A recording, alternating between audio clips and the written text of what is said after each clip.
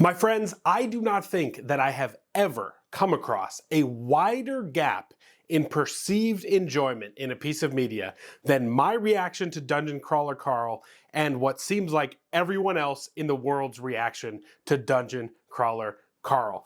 I have done this a few times on this channel. I don't like to be incredibly negative with media that other people seem to really love. So instead of that, instead of a traditional review, what I like to do is look at some 5-star reviews on Goodreads to try and enlighten myself to the reasoning behind why people like these books. Specifically today, we're talking about Dungeon Crawler Carl because let me tell you, hate is a very strong word. I strongly disliked this book. I did not have fun with it. I did not enjoy it. There were a lot of things that made me want to put it down. I will say, I would have put it down except for the fact that I listened to it, and the audiobook, for me personally, was the only redeeming quality. But let's get into some of these reviews to see if I can broaden my mind and better understand the phenomenon that is this book series, because I cannot go anywhere, either online or in the real world, in bookstore places, without seeing these books and seeing them praised. So let's get to it. First up, a little table setting from a reviewer that I often find my tastes aligning with, Matt's Fantasy Book Reviews. I think he has a channel on YouTube. He's got a Goodreads page or whatever. He says 5 stars, 100% pure fun, almost to an addicting level. A must read for any lit RPG fans or fans of video games in general. And I wanted to start with this one because there is a sense that maybe this genre in and of itself, lit RPG, is just not for me. And that may be the case, but I want to push back a little bit on the second part of that review, which is for fans of video games in general. I would say that if I at one time called myself a gamer. I have moved a little bit farther away from that sphere, but I was a big time gamer, for lack of a better word. I played a lot of online video games. I played a lot of single player video games all through college, post-grad for a little bit. I have moved away from that a little bit. I still enjoy the odd video game here or there, but I'm not as focused on the medium as I once was. So I'll give it that. But my argument here is, if you are a fan of video games, wouldn't you prefer to play them? I personally would say yes.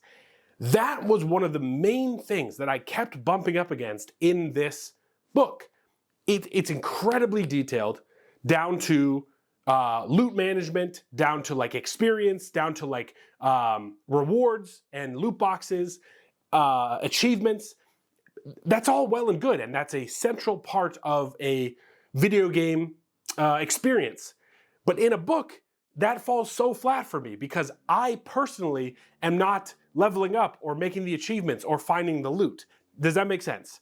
It felt like I was watching a Twitch stream of someone else play a video game. Now, this is, again, Twitch is a huge medium. It is a huge website. It is a huge platform for tons of people to consume that style of content. So it could just be that I maybe have aged out. I did enjoy watching video game streams at some point in my life as a younger man. Maybe I've aged out of it, but I wanted to start with that review because I think I understand what Matt is going for here, and I could see why, as a video game fan, you may want to engage with video games in a different genre. But for me personally, if I want to engage with a piece of media, I want to engage with the core of that media. Like if I'm reading a book, I want it to feel like a book, not a video game. So I think from the outset, I was in some pretty big trouble with this because this book feels like a video game. And for me, that's a negative. But for a lot of people, that's a positive. Next up, we have a longer review. I'm just going to read a couple excerpts from it. 5 stars. Believe the hype. Disagree. I'm as tough as anyone on self-published fiction, and I'm too old for membership in the conceivable target audience for any serialized web fiction. I've dabbled with reading lit RPG and cultivation and isekai and whatnot, enough to understand some of the appeal, but I still insist on judging such books by the same standard as more traditional genres. Dungeon Crawler Carl is the real deal. So this is the next kind of phase of thinking that I had. I like anime.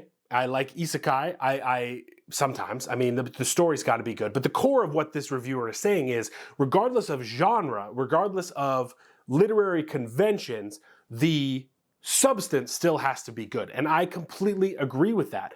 If you have watched any of the reviews on this channel about books, about movies, about anything at all, you know that regardless of preferred genre or preferred storytelling style, I want to feel taken care of by the author. I want to feel that the author knows what they're doing and that they are taking me on a solid journey.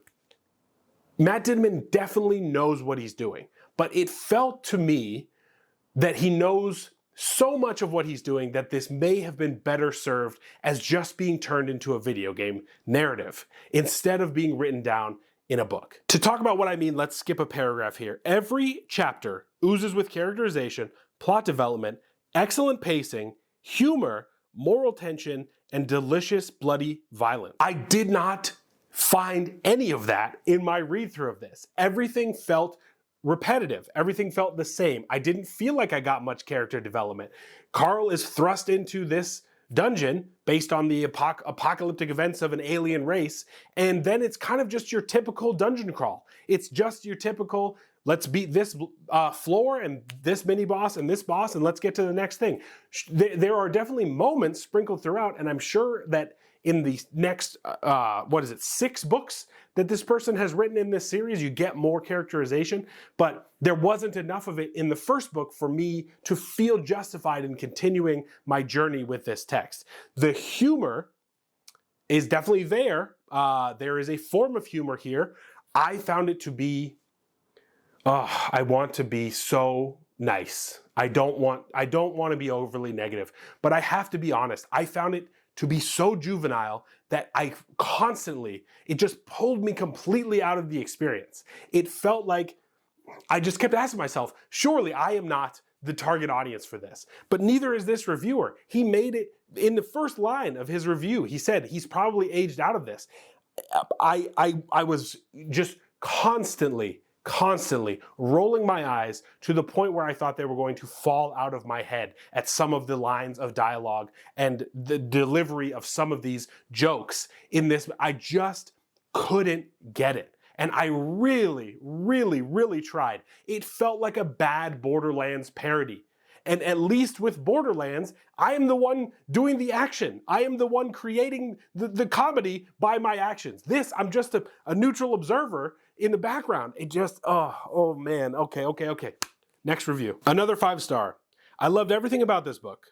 I mean, what's not to love? A likable MC with a lovable cat sidekick who thinks she's actually the MC. Post-apocalyptic dungeon crawling with monsters, an alien corporation pulling the strings in the background. It was action-packed, hilarious, fast-paced, and thoughtful. If you're looking for a fun, quick fantasy novel that breaks convention and feels like you're watching a video game or TTRPG come to life, pick up this book. You're going to love it. Again, maybe that is just not my bag. And maybe I have to come to terms with the fact that I have aged out of this demographic, but I have seen a lot of people my age, and again, people whose opinions and taste that I line up with and trust, really enjoying this book. So I am at a loss. It could be that I'm just moving away from this part of fantasy writing or this genre specifically. I have, in the past year with my fantasy novels, gravitated more towards the more serious side of things and less of the Joss Whedon Marvelification of dialogue style tongue-in-cheek jokes. So that could just be personal taste kind of diverging. But it is always interesting to go through a change like that, because there was a moment in time in my life where I think that I really would have vibed with this and really enjoyed it. But I definitely, I guess I'm just too old, man. I'm just a boomer who doesn't get it. I don't get it, kids. Okay, there are a couple more that I have saved that really go into more of the humor and how much they enjoyed the humor. I felt like I kind of hit that nail on the head. So rather than continue to scream and yell at clouds and continue to alienate some of you fine folks, which I'm not trying to do. I want to make that clear. I am really trying to figure this out. Instead of that, let's talk a little bit about my personal experience throughout the book. I found myself continually comparing it to the Cradle series by Will White, because those books are definitely not what I would classify as traditional fantasy. However, they mirror more of a book than this book does. And I think that's why I had such an enjoyable time with those books that do lean on the shonenification, the power-up style of writing. You know, they became predictable at a certain point. There was definitely a strong formula, which I find to be very similar to Dungeon Crawler Carl, but without a lot of the deeper RPG elements. And I think that at the end of the day is what I'm bumping up against. It just does seem like, as I said at the beginning, if I'm gonna play a video game, I want to play it. I don't want to read about it. I think it may just be as simple as that. Couple negative reviews that sum up kind of what I was feeling. This one was just funny. It's a 1-star. I'm never trusting a rec from the Reddit Hivemind again. I want my Audible credit back. I did unfortunately feel like this. As much as I thought that the audiobook saved this read for me, I did feel myself being like, man, that was a valuable credit that I could have used on something else. Also, the Reddit Hivemind aspect of this, I definitely do think that there's definitely a little bit of an echo chamber when it comes to maybe not this book in particular, but a lot of these books that are read and talked about on BookTube and Book Talk and all that jazz. I actually just made a video about that. If you'd like to check it out, you can click on this one right here about anti-algorithm reading, which I think is going to be a very important pillar of my reading in 2026, and maybe it could be an important pillar for you as well. And then finally, a 1-star review that really takes itself seriously in terms of being a review that may actually shine a light on this book and why some people would like it and why this author didn't like it at all. This book was recommended to me. I can't do the same for others. It's essentially a first-person description of a video game dungeon crawler, I know, the title, right? Including the descriptions of items gained along the way, and that's it. There's some humor, but it's basically thin banter. And since video game levels can continue endlessly, I expect this author will have plenty of leeway to continue the series of the same name. Plot-driven narrative will satisfy most teen to early 20-something males, and I admit I read until the end, so that isn't meant to be as arrogant as it sounds, but the writing is almost unforgivable. If you're looking for anything of substance, give it a pass. Unfortunately, I find myself aligning with this person's review more so than some of the 5-star reviews. Me personally, I gave it a 2 out of 5 because I did see some elements that I can understand why people would like this. Like we talked about, it seems like this genre in itself is not for me, and it's not so much the book itself. I do find there to be some solid writing craft throughout this. You can tell that the author, Matt Dinniman, understands how to craft a sentence, how to craft a narrative, but it is all very, very surface level, at least in this first book. Maybe there's some depth that comes in towards the deeper books in the series, but it felt like cotton candy. It felt like I wasn't getting anything of nutritional value out of this. There wasn't really anything to cling on to in terms of big ideas. And I get it. I understand. I know what you're going to say. Not everything has to be so deep. I get that. I understand that. And if that is how you read and how you choose to spend your reading time, that is a great thing. And I'm so, so incredibly happy for you. But for me personally, I want at least something, a morsel, a crumb, please, good sir, of some type of deeper thought or philosophical idea or characterization that I can cling to and glean from a novel. So maybe I came into this looking for something that it's not. And I want to be better about not being overly judgmental to a piece of literature that is most likely not written for me. So there you go. These are just my thoughts. If you love this book, you can continue to love this book forever and always. My opinion should have no bearing on your opinion for this book. And I would really like you to tell me why you love this book. Please continue to enlighten me. I want to broaden my perspective to understand why people like this book series. Thank you so much for doing that. That would mean a lot to me to get down in the comments in good faith.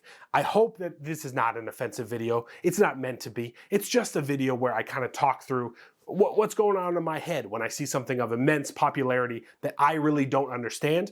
My reaction to that is to drill down into the weeds and try and figure it out. So hopefully you can help me with that. Thank you. If you've made it this far, you might as well subscribe. We've got so many fun and interesting videos coming out on the channel. I have enjoyed creating this little book community with all of you fine folks, and I look forward to continuing to do that. I hope that you are reading something very, very good, and I will see you in the next video.